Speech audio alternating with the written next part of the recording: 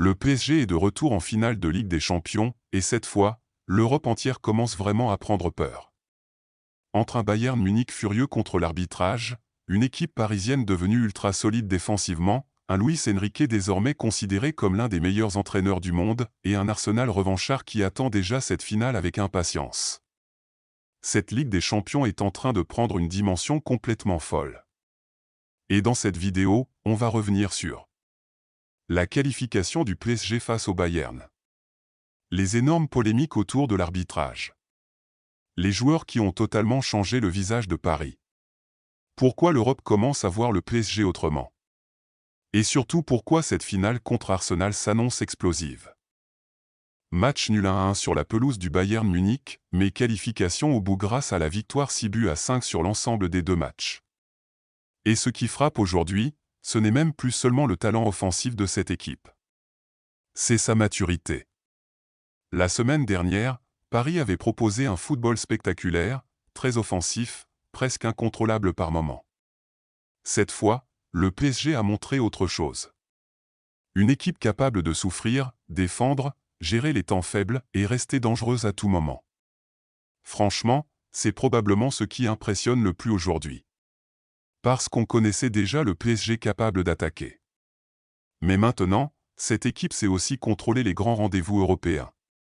Et c'est exactement ce qui fait peur au reste de l'Europe. Dans les grands matchs, ce sont souvent les leaders qui font la différence.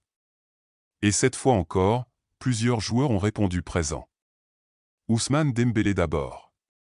Il a été beaucoup moins visible dans le jeu que lors du match aller, avec très peu de ballons touchés, mais il a encore été décisif dès sa première grosse occasion. Et surtout, on sent un joueur transformé mentalement. À côté de lui, Kvaratskhelia a encore impressionné. Une passe décisive, énormément d'activité, du travail défensif, de la conservation de balles.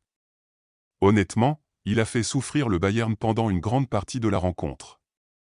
Et ce qui ressort surtout, c'est son implication défensive. C'est quelque chose qui revient souvent cette saison avec ce PSG. Les stars travaillent énormément sans ballon. Fabien Ruiz a également signé un retour très solide dans le 11 parisien. Et Warren Zaïre-Emery a encore montré pourquoi il est déjà considéré comme l'un des joueurs les plus importants du projet parisien malgré son jeune âge. Sans oublier William Pacho, élu homme du match après une énorme performance défensive. Dans les duels aériens notamment, il a été énorme. Mais évidemment, en Allemagne, cette élimination ne passe pas du tout. La presse allemande parle carrément de scandale d'arbitrage. Deux actions font énormément polémique. La première concerne Nuno Mendes. Le Bayern estime que le Portugais aurait dû recevoir un deuxième carton jaune après une main lors d'une contre-attaque. Vincent Kompany lui-même s'est montré très agacé après la rencontre. Deuxième situation litigieuse. Une main de João Neves après un dégagement de Vitinha. Mais cette fois, le règlement IFAB semble donner raison à l'arbitre. Selon les règles actuelles, il n'y a pas faute lorsque le ballon provient directement d'un coéquipier dans cette situation précise. Malgré ça, côté bavarois, les regrets restent énormes. Le directeur général du Bayern a même remis en question l'expérience de l'arbitre choisi pour une demi-finale de Ligue des Champions. Clairement, cette double confrontation va laisser des traces. Ce qui est intéressant maintenant, c'est la manière dont la presse européenne parle du PSG.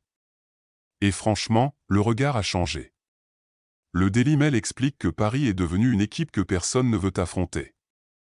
En Espagne aussi, Luis Enrique reçoit énormément d'éloges. Et honnêtement, difficile de dire le contraire. En moins de 3 ans, il a complètement transformé cette équipe. Le PSG n'est plus uniquement dépendant d'individualité. Aujourd'hui, c'est une vraie machine collective. Offensivement. Défensivement. Mentalement. Et surtout, une équipe capable de gagner les grands matchs européens. Même l'attitude des stars est régulièrement mise en avant. Le travail défensif des attaquants, l'état d'esprit collectif, les efforts sans ballon. C'est devenu l'une des grandes forces de cette équipe. Et maintenant, direction Budapest pour une finale qui s'annonce énorme contre Arsenal. Une affiche très particulière. Parce qu'en face, Les Gunners arrivent avec une énorme envie de revanche après leur élimination contre Paris la saison dernière. Et surtout, Arsenal est loin d'être là par hasard.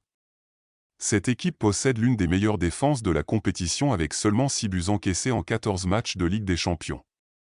Mikel Arteta a construit un groupe extrêmement solide depuis plusieurs saisons. Oui, Arsenal est peut-être un peu moins spectaculaire récemment. Mais cette équipe sait parfaitement défendre, contrôler et punir ses adversaires. Et franchement, cette finale ressemble presque à un duel de philosophie moderne. Deux entraîneurs espagnols, deux équipes collectives, deux projets construits sur plusieurs années.